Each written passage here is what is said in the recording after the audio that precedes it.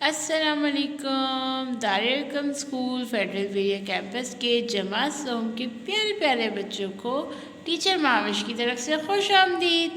امید ہے بچوں آپ لوگ اپنے گھروں میں محفوظ اور صحت کے ساتھ ہوں گے۔ تو جی بچوں، آج ہمارے پاس کیا تاریخ ہے؟ آج ہے تاریخ 20 جنوری سن 2021 اور آج ہمارے پاس دن ہے بدھ، اور بدھ کو ہمارا کس کا پیریڈ ہوتا ہے؟ اردو ریڈنگ کا پیریڈ ہوتا ہے۔ اسی لیے بچوں آپ یہاں پہ ویڈیو میں دیکھ رہے ہوں گے کہ میری ٹیبل پہ کوئی بھی اردو کی بک نہیں ہے جو ہم اسکول میں پڑھتے ہیں۔ میرے پاس ہے مختلف قسم کی کہانیوں کی کتابیں، ہیں نا بچوں؟ تو چلیں آئیں آج ہم کوئی کہانی پڑھتے ہیں، ٹھیک ہے بچوں؟ چلیں اب ہم دیکھتے ہیں آج ہم کون سی کہانی کا انتخاب کریں۔ یہ والی کہانی، ٹھیک ہے، اس کو ہم سائڈ میں رکھتے ہیں۔ اور یہ چلیں، اس کہانی کا نام ہے سونے کا انڈا۔ چلیں، لیکن ہم اس کے اندر بھی مختلف قسم کی کہانی ہے۔ سونے کا انڈا بھی ہے اور مٹی اور لوہا بھی ہے اور کوے کا خواب بھی ہے۔ مجھے تو کوے کی کہانی تھوڑی دلچسپ لگ رہی ہے۔ چلیں بچوں آئیں ہم یہ پڑھتے ہیں کہانی، ٹھیک ہے بچوں؟ کوے کا خواب۔ اچھا بچوں، یہ کوے کا خواب تو لکھا ہے لیکن یہاں بنا عقاب ہے، اور یہ رہا کوا، اس کا مطلب ہے کہ عقاب بھی اس کہانی میں شامل ہے۔ چلیں آئیں اب ہم دیکھتے ہیں۔ ایک کوے نے کسی عقاب کو آسمان پر اڑتے دیکھا تو دل میں کہنے لگا، میں چاہتا ہوں کہ میرے بچے بھی اسی طرح اڑا کریں، ذرا دیکھوں تو صحیح عقاب کیا کرتا ہے۔ کوا مدت تک اسی تلاش میں رہا۔ آخر اسے معلوم ہوا کہ عقاب 30 دن تک انڈوں پر بیٹھا رہتا ہے۔ معلوم کر کے کوا بہت خوش ہوا۔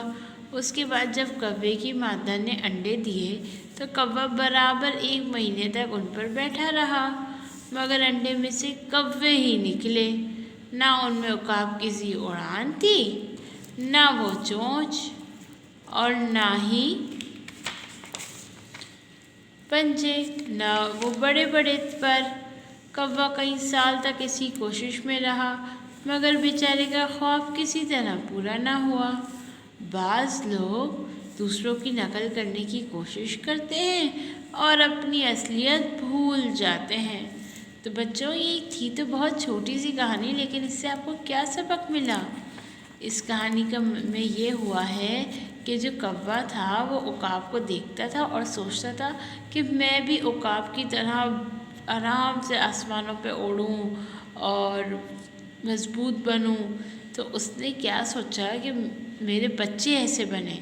تو اس نے دیکھا کہ آخر یہ عقاب کرتا کیا ہے جو اس کے بچے بھی ایسے ہی ہیں اور یہ خود بھی ایسے ہی ہے۔ تو اس نے عقاب کے گھر جا کے چپکے چپکے اس کو دیکھنا شروع کیا۔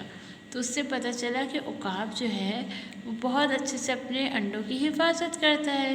پھر کوے نے بھی اس کی دیکھا دیکھی اسی طرح کرنا شروع کر دیا، اور آخر کار جب کوے کے بچے نکلے تو اس میں وہ ویسے کوے کے کوے ہی تھے۔ ان کی نہ تو وہ چونچ عقاب جیسی تھی، نہ ان کی اڑان، یعنی جس طرح سے وہ اڑتے تھے پر پھیلا کے بڑے سے، نہ وہ اس طرح سے اڑ رہے تھے، ٹھیک ہے بچوں؟ اور نہ ہی ان کے ویسے پنجے تھے اور نہ ہی ان کے بڑے بڑے پر تھے۔ تو کوا بڑا اداس ہوا، بڑا رویا۔ اس کے بعد بھی اس نے اپنی کوشش کو جاری رکھا کہ کسی اور طریقے سے میں اپنے بچوں کو عقاب جیسا بناؤں۔